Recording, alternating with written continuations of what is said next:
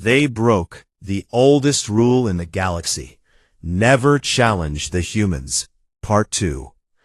The transport ship carried Captain Sophia Grant and her team to Torva 9 in 12 days. The planet waited ahead like a dark ball covered in brown dust and gray clouds. From space, it looked dead. Up close, it was angry. Winds howled across wide plains. Storms threw acid rain that burned metal if you left it out too long. The air tasted sharp and made your throat hurt after a few hours without a filter mask. Sophia stood on the bridge and watched the landing zone grow bigger on the screen. She was not afraid. She had fought in worse places. But she knew this fight would be different. The aliens had picked the rules. No ships in orbit firing down, no heavy tanks rolling in lines, just soldiers on the ground with what they could carry or build. Limited numbers too. The coalition sent 5,000 fighters. Humans sent 800.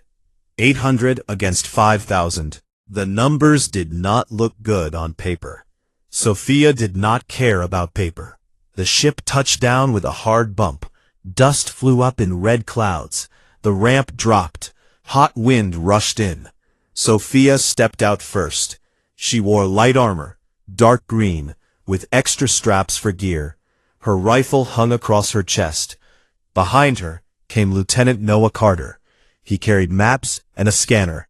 Dr. Amelia Ruiz followed with her science kit.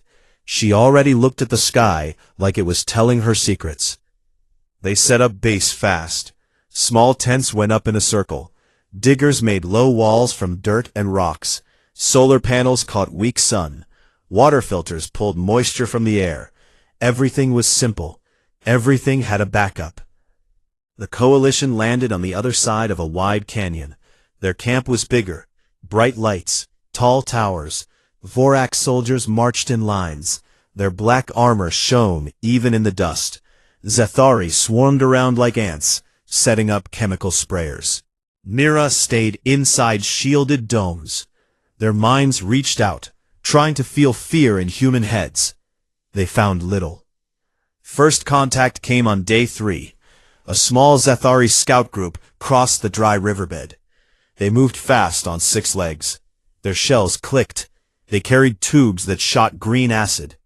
Sophia sent a squad to meet them. 10 humans in cover behind rocks. The Zethari charged. Acid hit stone and smoked. Humans did not run. They waited. When the bugs got close, humans threw small balls. The balls rolled and popped open. Thick white foam came out. The foam stuck to Zethari legs and shells. It hardened fast. The bugs slowed. Some fell. The foam burned their joints. The Zethari pulled back. They left 6 bodies behind. Humans lost none. Word spread through the coalition camp. Korath laughed it off. "Lucky shot," he said. "They will break soon." On day 5, the first real push came. Vorak shock troops advanced across open ground. They carried big shields that glowed blue. Energy rifles sent red bolts. The shields stopped most bullets. Sophia watched from a hill. She spoke into her radio. "Noah, status." Noah answered from his spot. "They are pushing hard. Shields hold against standard rounds." Sophia nodded to herself. Switched to plan B. Humans had dug pits earlier, shallow ones covered with thin nets and dust. Vorak marched right over them. The ground gave way. 10 Vorak fell in. Nets snapped up. Spikes at the bottom were not sharp enough to kill through armor, but they jammed joints and cracked plates. The rest stopped. Confusion spread. From the sides, human snipers fired special rounds. Not bullets, small darts with fast-acting acid. The darts hit shield edges where gaps showed. Acid ate into power cells. Shields flickered and died. Vorak roared in anger. Humans moved in close, hand to hand, knives against claws, fists against armor. Humans fought dirty. They grabbed helmets and twisted. They used rocks when guns jammed. The Vorak pulled back after an hour. They left bodies and broken shields. Humans cleaned the field. They took what they could use. A few energy cells, some armor plates, tools. Amelia worked in her tent that night. She cut open a Vorok glove with a small saw. She looked at the skin inside. Thick, red. She took samples. She tested them with planet dust. The dust had natural acids. Vorok's skin did not like it much. It swelled. Amelia smiled a little. She wrote notes fast. Days passed. Small fights happened every day. Coalition tried to surround the human base. Humans slipped out at night. They cut supply lines. They poisoned water holes with things that hurt alien stomachs, but not human ones. Zathari got sick. They threw up green slime. Mira felt headaches when humans played loud sounds over speakers. Heavy drums, fast guitars, human voices shouting old songs. The noise hurt Mira minds. They pulled back to block it out. Korath grew angry. He walked through his camp, shouting orders. They are weak. They hide. We will crush them in the big fight. He planned the main attack. The equatorial canyon, deep cuts in the rock, narrow paths, perfect for big numbers. He would send everyone at once. Vorak in front, Zathari on sides, Mura behind to break minds. He broadcast the plan across the galaxy. Screens showed his face. In 7 days, humans fall. The rule ends here. Humans heard the broadcast too. Sophia called her officers to the main tent. Noah spread maps on the table. Amelia pointed to weak spots in alien biology. Sophia listened. She traced lines on the map with her finger. They want the canyon, she said. Good. We give it to them. Noah looked up. We fight there? Sophia shook her head. We use it. The planet fights with us. She explained the plan. Simple, clear, no fancy words. Let the coalition think humans were scared. Let them come deep into the canyon. Then close the doors. Flood some paths with water from hidden tanks. Drop rocks from high walls. Use wind machines to blow acid rain into enemy faces. Turn their strengths against them. Amelia added more. Vorak hate long wet fights. Their armor shorts out. Zathari pheromones mix wrong in fast wind. They attack each other by mistake. Mira cannot think straight when we send confusion signals. Noah grinned. And we keep moving. Never stay in one place long. Sophia looked at her team. We do not need to kill them all. We need to make them quit. Make them see it costs too much. The officers nodded. They went out to prepare. Soldiers dug more. Scientists mixed chemicals. Techs built small traps. Everyone worked. Outside the wind howled louder. Storms rolled in. Lightning flashed across the dark sky. In the coalition camp, Korath stood on a high platform. He looked toward the human lines. Far away, small lights moved. Humans getting ready. He laughed again. They think they can win. Fools. But deep down, a small doubt started. The humans had not run yet. They had not begged. They kept fighting. Each day, more coalition soldiers died or got hurt. Each day, humans stood stronger. 7 days until the big battle. The galaxy watched the feeds. Bets were made. Most said coalition wins easy. A few remembered the old rule. They stayed quiet. On Torva 9, under the storm, Captain Sophia Grant walked the line. She checked weapons. She talked to soldiers. She looked calm. Inside, she felt the same fire she always felt before a fight. They had been challenged. They broke the oldest rule in the galaxy. Never challenge the humans. Part 3. The equatorial canyon cut deep into Torva 9 like a giant scar. Walls rose straight up, red rock streaked with black veins. The floor was narrow in places, wide in others. Wind rushed through like a river. Storms gathered at the top and poured down acid rain in sheets. The coalition picked this place for the final push because it looked perfect for their numbers. They could flood in from three sides and squeeze the humans in the middle. Korath stood at the canyon entrance on the morning of the big attack. His armor gleamed under the weak sun. Behind him stretched rows of Vorak soldiers. Their shields hummed with blue energy. Sithari swarmed on the left flank, thousands of them clicking and shifting. Mira waited in the rear under heavy shields. Their minds already reached out, searching for human fear. Korath raised one massive arm. "Today we end this," he shouted. His voice echoed off the walls. Humans will learn their place. The coalition moved forward. Thousands of boots and legs hit the ground. Dust rose in thick clouds. They advanced fast. No tricks, just power. Sophia Grant watched from a high ledge halfway down the canyon. She lay flat behind a rock shelf. Noah Carter crouched next to her with binoculars. Amelia Ruiz stayed lower, checking readings on her pad. "They are coming in strong," Noah said. Sophia nodded. "Let them get deep." The plan was simple. Pull back, draw them in, then hit hard. Humans had spent the last days preparing. They placed small charges on canyon walls. They rigged water tanks hidden in cracks. They set up wind machines stolen from old mining gear. They even built fake positions with lights and heat signatures to fool Mira scans. The coalition reached the first bend. Vorak cheered. They saw human tents ahead, small and empty. They rushed faster. Then the first trap sprang. From high above, rocks tumbled down. Not natural slides, controlled drops. Small explosions cracked the rim. Boulders the size of cars fell straight into the front lines. Vorak shields held against some, but many shields cracked under the weight.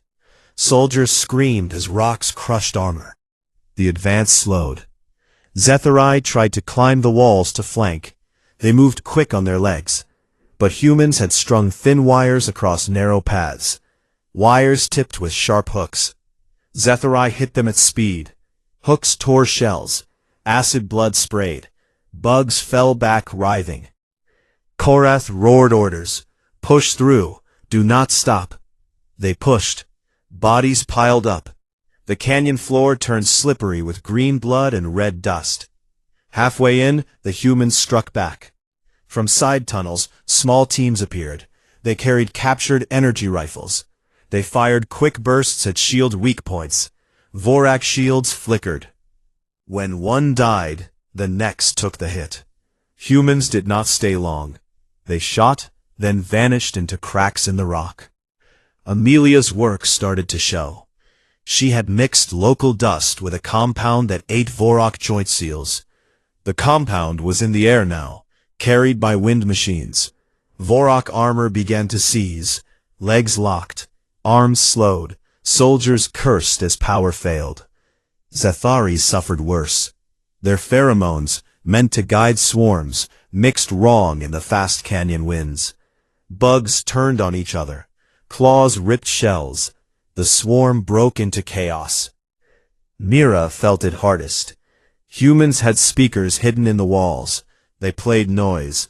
Not music this time. White noise mixed with screams, laughter, crying babies, barking dogs, random, loud. Mira minds overloaded. Thoughts scattered. They could not focus. Some fell to their knees, holding their large heads. Korath saw his lines waver. He charged forward himself. His personal shield was strongest. Red eyes burned. He smashed through a human barricade with one swing of his claw. 2 soldiers went flying. Sophia saw him coming. She spoke into her radio. "Noah, take the left team. Hit the water tanks on my mark." Noah moved fast. His squad ran low along the canyon floor. Korath kept advancing. He reached a wide-open spot. Humans waited there. Not many. 20. They stood in a line. No fear on their faces. Korath laughed. "Surrender now and live." Sophia stepped forward. She carried no rifle, just a pistol at her hip. We do not surrender. Korath swung. His claw cut air. Sophia rolled left. She came up firing. Bullets sparked off his shield. He charged again. At that moment, Noah gave the order. Water tanks burst high on the walls. Gallons poured down. Not clean water, mixed with acid from the planet rain collectors. It hit Vorak armor like fire. Shields shorted.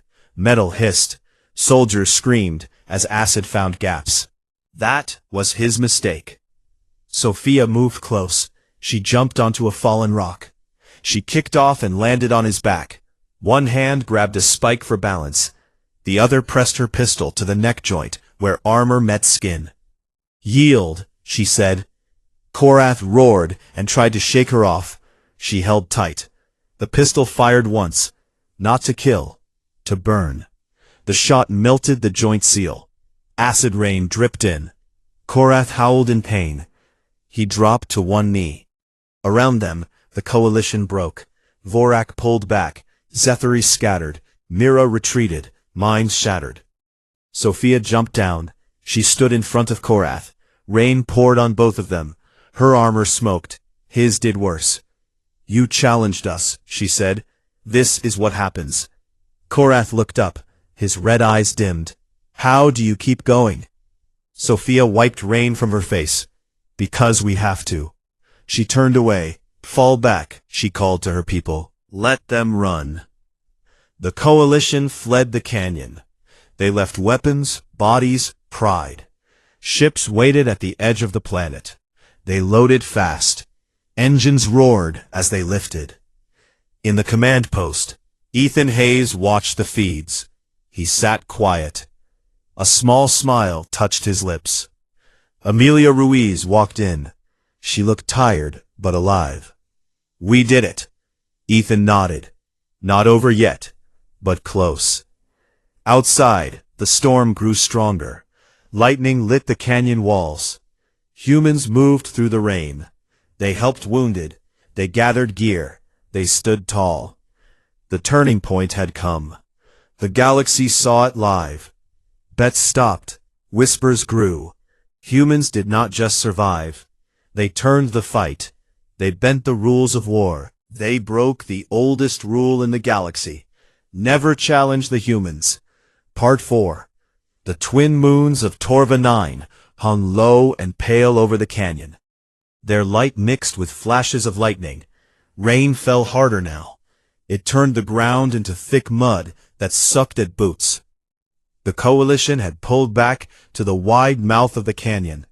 They regrouped there. Korath stood in the center of what remained of his army. His armor smoked from acid damage. One arm hung loose at his side. His red eyes still burned with anger. Around him, Vorak soldiers patched broken shields. Zethari tried to reform their swarms, but many bugs lay dead or twitching. Mira huddled under domes, their minds quiet and hurt. The coalition had lost almost half their force in the canyon. They still had numbers, 3,000 against 400 humans left standing. Korath believed that was enough. He raised his good claw. "This ends tonight," he said. His voice carried over the storm. "We take the human camp. We crush them under our feet. No more games." The remaining troops roared. They started forward again, this time slower, more careful. They spread out across the open plain before the canyon narrowed once more. Their lights cut through the dark rain. Sophia Grant watched from a ridge above the plain. Water ran down her face and soaked her armor. She spoke into her radio. "All teams, report." Voices answered quick. "Team Alpha ready. Explosive set. Beta in position. Drones charged. Gamma has the captured hover tanks." Sophia took a breath.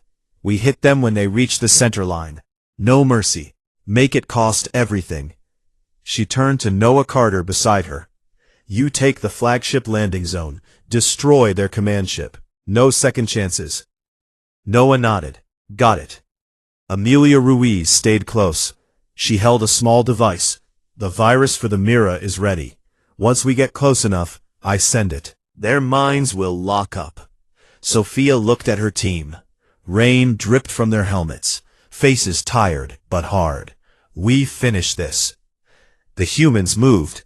First came the drones, small flying machines lifted from hidden spots. They carried speakers and lights. They flew low over the coalition lines. They played sounds. Human laughter, war cries, old battle songs turned up loud. The noise cut through the storm. Mira felt it first. Their domes cracked open as psychics clutched their heads. Thoughts broke apart. Orders stopped coming. Then the hover tanks appeared. Humans had taken 3 from earlier fights. They rigged them with extra explosives. The tanks rushed forward on the plain. Coalition fire hit them. Shields flared. One tank exploded in a bright ball of fire. The blast threw Vorak's soldiers back. The other 2 kept coming. They drove straight into the center. Vorak charged the tanks. Claws ripped metal, but the tanks had traps. Small bombs rolled out. They rolled under feet and exploded. Legs flew. Armor cracked. The line broke in places. Noah led his raid team on the far side. 20 humans moved quiet through the rain. They reached the coalition landing zone. The big command ship sat there. Engines idled. Guards stood around it. Noah signaled. His team split. Half went left, half right. They threw smoke grenades. Thick gray clouds filled the air. Guards fired blind. Humans slipped through. They planted charges on the ship landing struts, small but powerful. Noah himself climbed a strut. He set the last one. Ready, he whispered. Back on the plane, Korath saw the chaos. He roared and charged forward himself. He aimed for the human center. Sophia waited there. She stood on a small rise, rifle ready. Korath saw her. He pointed. You! He ran. Mud splashed. His claw raised. Sophia did not move. She fired. Bullets hit his chest plate. Sparks flew. He kept coming. When he was close, she dropped the rifle. She pulled 2 knives, short and sharp. She ran to meet him. They crashed together, claw against blade. Korath swung hard. Sophia ducked. She cut at his leg joint. Blood sprayed. He roared. He grabbed her arm. She twisted free. Pain shot through her shoulder. She ignored it. They circled. Rain poured. Lightning flashed. Korath swung again. Sophia rolled under. She came up behind him. She jumped on his back like before. This time, she had a knife. She drove it into the neck gap she had burned earlier. Korath screamed. He reached back. His claw caught her side. It tore armor and skin. Blood ran down her leg. She held on. She twisted the knife. Korath dropped to his knees. Mud splashed around him. Sophia slid off. She stood in front, breathing hard. Yield. Korath looked up. His eyes dimmed. Never. He tried to stand. Sophia stepped close. She pressed it to his head. You lose, she said. She fired once. Korath fell forward, face in the mud. The coalition saw their leader fall. A cry went up. Not anger, despair.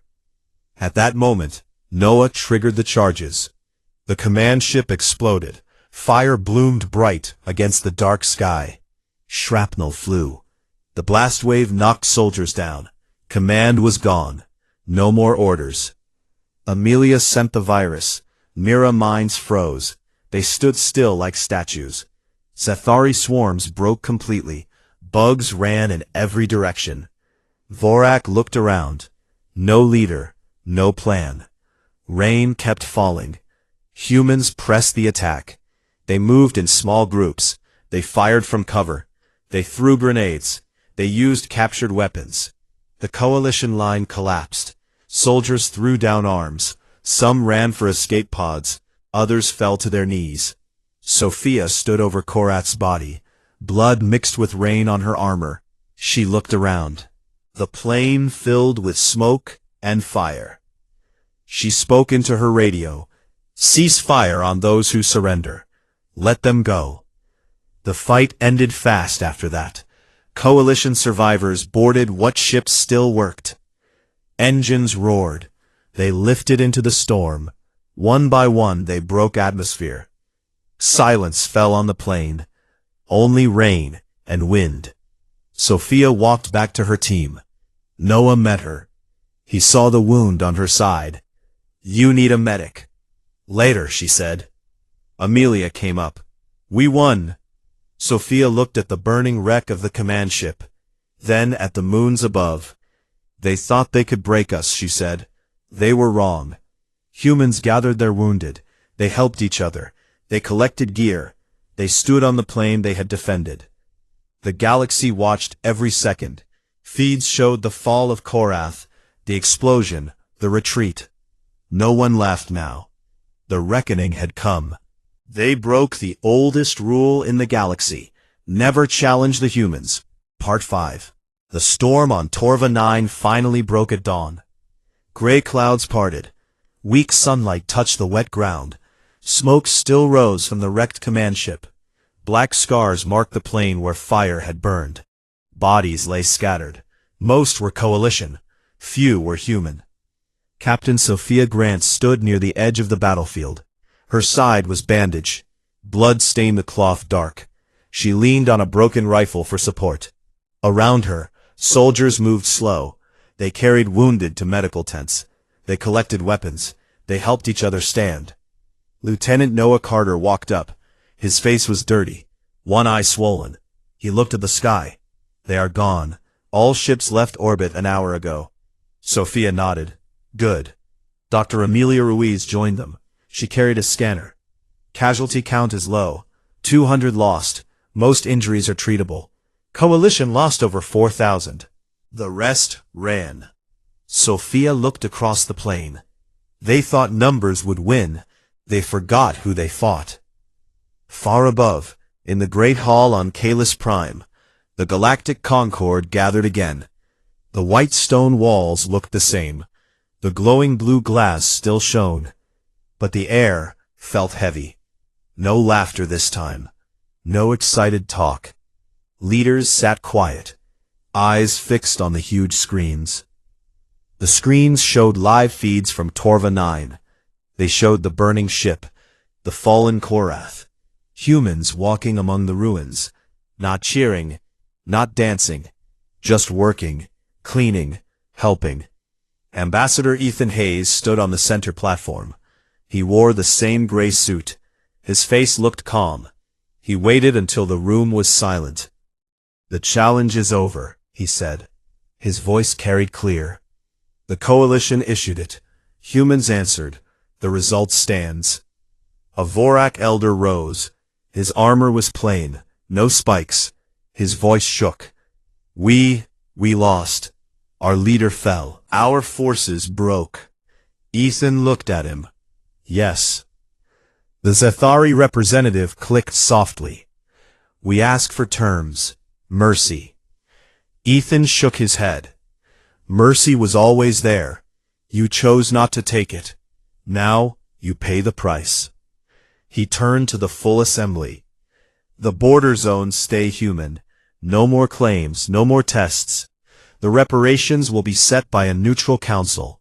But hear this clearly." He paused. Every eye watched him. The oldest rule was never about fear. It was about respect. Humans do not start fights. But when challenged, we finish them. We adapt. We endure. We win. You broke the rule by issuing the challenge. Now the galaxy sees why it existed. Murmurs spread. Some nodded. Others looked down. A few Mira sent quiet thoughts of agreement. The rule was back, stronger than before. Ethan stepped down. The assembly voted fast. Terms passed. Territory confirmed. Reparations ordered. The coalition leaders left the hall in silence, their heads low. Back on Torva 9, Sophia watched the last coalition escape pod lift off. It climbed slow through the clouds. Then it was gone. She turned to her team. Noah and Amelia stood close. Other soldiers gathered around. Sophia spoke quiet. "They thought they could break us.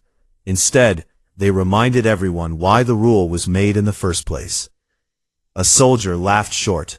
Another clapped a shoulder. No big cheers, just tired smiles. They had done what needed doing. Days later, ships arrived from Earth. Big transports with fresh supplies. Medical teams, engineers. They set up proper camps. They started repairs on the planet. Torva 9 would become a human outpost. A reminder. Sophia sat in a small tent one night. She looked at a screen. News feeds from the galaxy played. Different species talked about the fight. Some called humans dangerous. Others called them heroes. Most just said one thing. Do not challenge them. She turned the screen off. Outside, stars filled the sky. Bright and cold. Noah came in. You should rest. Sophia stood. I will, soon. She walked out. The air smelled clean after the storm. No acid, just dust and night. She looked up. We did not ask for this fight. Noah stood beside her. But we won it. Yes, she said, and the galaxy knows it now. They stood quiet. Wind moved soft across the plain. On Earth, people watched the same feeds. Families gathered. Children asked questions. Old soldiers nodded slow. Pride filled rooms. Not loud pride. Quiet. Steady. In cities across human worlds, names went up on walls. The names of the fallen. Simple lists. No statues yet. Just names. Enough. The story spread. Traders told it in bars. Pilots shared it in cockpits. Diplomats used it in talks. Humans became something more. Not monsters. Not gods. Just the species that did not quit. Years passed. The rule stayed carved in the Great Hall. No one tried to erase it. No one dared test it again. Sometimes, on quiet nights, aliens looked at human ships in the distance. Small, plain, fast. They remembered Torva 9. They remembered Korath on his knees. They remembered Sophia standing in the rain. They turned away. They kept their distance. And the stars stayed peaceful. Because the oldest rule held. Never challenge the humans. They do not lose. They endure. They win. Sophia Grant retired years later. She lived on a small farm near a blue sea. She grew old. She told stories to grandchildren. Simple stories about a planet, a fight, a rule. They listened wide-eyed. And when they asked why humans won, she always gave the same answer. Because we had no choice but to keep going. She smiled then. A small smile. Tired, but real. The galaxy moved on. Trade continued. Stars burned. Life went forward. But deep in every mind that knew the tale, one truth stayed sharp. Humans were challenged, and they answered. The rule was not broken. It was proven. Forever. They broke the oldest rule in the galaxy. Never challenge the humans. Part 1. The Galactic Concord met on the shiny world of Kalis Prime every 10 years. Thousands of species sent their leaders to the huge round hall made of white stone and glowing blue glass. Aliens of every shape sat in rows that rose high like stairs. Tall ones with thick armor, small ones with many legs, floating ones in gas clouds, all listened and argued about rules, borders, and trade. In the center stood a simple platform. On that platform, the oldest rule of the galaxy was written in every known language. The words were carved deep, so no one could forget them. The rule said one thing in big letters: never challenge the humans. No one knew exactly when the rule started. Most stories said it began about 300 Earth years ago.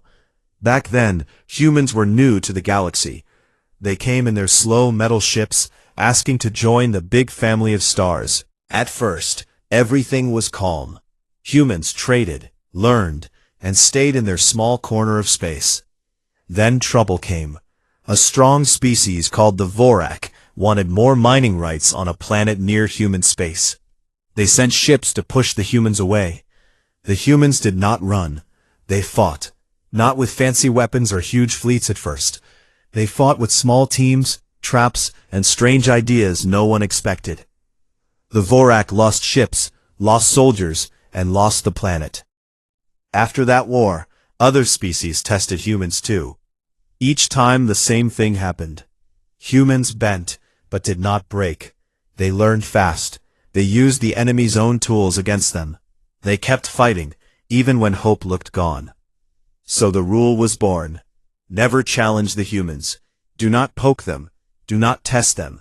Leave them alone and they leave you alone. It was not fear exactly. It was smart caution. Like not waking a sleeping beast that might bite harder than you expect. Most aliens followed the rule without question. They traded with humans, visited Earth cities, and even became friends with some. But a few did not like the idea that one small species could make the whole galaxy careful. They whispered that humans were not special. They were just lucky, or stubborn, or crazy. On this day, the big hall was full of tension. The air smelled of different foods from 100 worlds. Voices buzzed like insects. In the front row sat Korath, the war leader of the Vorak. He was huge, almost 3 meters tall, with black armor that covered most of his body. Sharp spikes ran along his shoulders. His red eyes glowed under a heavy brow. Next to him sat leaders of the Zathari, bug-like creatures with shiny shells and fast-moving arms, and the Mira, pale beings with large heads who spoke mind to mind more than with voices. Korath stood up when it was his turn. His deep voice filled the hall without need of a speaker. "We have watched humans spread too far," he said. "They take mining zones that belong to stronger races. They build stations on moons we claimed long ago. They act like the galaxy is theirs. It is time to remind them who is in charge." A low murmur ran through the crowd. Some nodded. Others looked uneasy. Korath continued. "I propose a challenge. A clean test of strength on one planet. No full war. No fleets in orbit. Just ground forces. Limited numbers. We fight. We win. Humans give up the border zones. Simple." The Zathari leader clicked his mandibles in agreement. "Our swarms will cover the field. Humans cannot match our speed." The Mira representative sent a cold thought wave that everyone felt. "We will break their minds before their bodies fall." Laughter came from many seats. The idea sounded fun to some. A quick game to put humans in their place. Just a lesson. All eyes turned to the human section. It was small, only 12 seats. Humans did not send big groups. They never needed to. Ambassador Ethan Hayes stood up. He was not tall or wide. His brown hair was short. He wore a plain gray suit. His face looked calm, almost bored. He waited until the laughter died down. "The Concord has heard the proposal," Ethan said in a clear voice. "We accept." Silence fell like a heavy door closing. Korath blinked his red eyes. "You accept?" "Yes," Ethan said. "Humans do not run from a challenge.